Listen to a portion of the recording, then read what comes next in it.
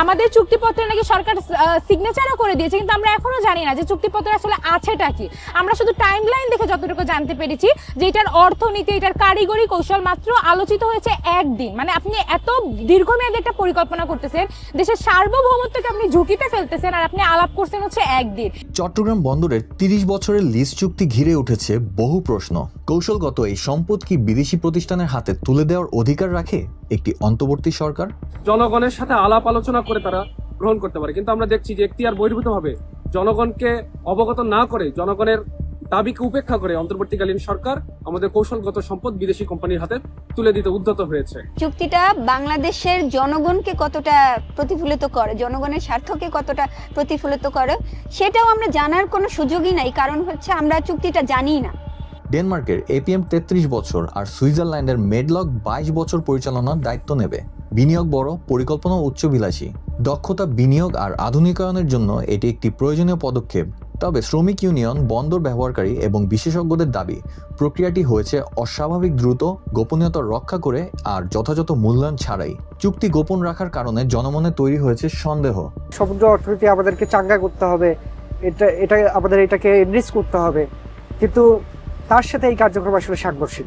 কেন এই দেশের জনগণকে বারবার আপনারা এটা বোঝাতে চাচ্ছেন যে আমরা যদি বিদেশিদের হাতে আমাদের বন্দর দিয়ে দেই তাহলে হচ্ছে সেখানে সকল দুর্নীতি এবং সবকিছু বন্ধ হয়ে যাবে? চট্টগ্রাম বন্দর দেশের 90% বাণিজ্য বহন করে। ভবিষ্যতে প্রায় 60% কন্টেনার হ্যান্ডেলিং ক্ষমতা যদি বিদেশি প্রতিষ্ঠানের হাতে যায়, তবে এর প্রভাব হবে দীর্ঘমেয়াদী। রাজস্ব বন্টন, ট্যারিফ নির্ধারণ এবং পরিচালন নিয়ন্ত্রণ সবই এখন অস্পষ্ট। বিদেশি কোম্পানি কিন্তু তার স্বার্থেই তার কাজটা করবে। এদেশের জনগণ, এদেশের সার্বভৌমত্ব, এদেশের জনগণের স্বার্থ সেটা লঙ্ঘিত হবে বলে আমরা মনে করি। বিদেশি বিনিয়োগ বন্দর আধুনিকায়নের জন্য সাহায্য করবে, কিন্তু বিশেষজ্ঞদের প্রশ্ন, বন্দরের মূল সমস্যাগুলো যেমন দুর্বল অভ্যন্তরীণ পরিবহন, ধীর কাস্টমস এবং বন্দরের নব্যতা, এগুলো সমাধান না হলে শুধু লিজ দিয়ে কি কাঙ্ক্ষিত উন্নতি আসবে? তারা যে একটা বিদেশি কোম্পানির হাতে যে এই বন্দরের লিজটা দিল, ইজারা দিল, এটা করতে গিয়ে যে এর আড়ালে যে কোনো ধরনের তাদের সাথে আলাদা কোনো চুক্তি হয় নাই, দুর্নীতি হয় নাই, এখানে তার প্রমাণ। ব্যবসায়ীরা ইতোমধ্যেই আশঙ্কা করছেন যে সাম্প্রতিক যে ট্যারিফ বৃদ্ধি করা হয়েছে তা বিদেশিদের কাছে বন্দর লিজ দেয়াকে আরো লাভজনক করে তোলে এবং তার প্রভাব বাংলাদেশের জনগণের উপর পড়বে। দ্রব্যমূল্য বৃদ্ধি পাবে, যা সার্বিক জীবনযাত্রাকে আরো কঠিন করে তুলবে। দেশ ও সার্বভৌমত্বের লড়াইয়ে আমরা কখনো পিছপা হই নাই। জীবন যে হলো আমরা সেই বিজয় চিনিয়ে আনবো। বাংলাদেশ সবচেয়ে বড় যে কন্টেইনার টার্মিনাল, নিউমেরিং টার্মিনালকে একটা বহুজাতিক কোম্পানি, দুবাই ভিত্তিক প্রতিষ্ঠান ডিপি ওয়ার্ল্ডের কাছে লিজ দেওয়ার এক ধরনের ষড়যন্ত্র করা হলো।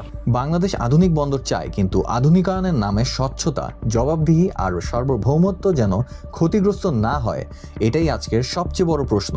যে আমাদের বিজ্ঞানীরা, আমাদের সমুদ্র গবেষকরা যখন কাজ করতে যাবে, ভবিষ্যতে সে কাজের ব্যাঘাত ঘটাবে না, এই আশঙ্কা মুক্ত আমরা হতে পারি না। আমরা মনে করেছি আমাদের যে ব্লু ইকোনমি আছে, সেই ব্লু ইকোনমিকে এক্সপান্ড করার জন্য এই ধরনের চুক্তি থেকে বের হয়ে আসা খুবই জরুরি।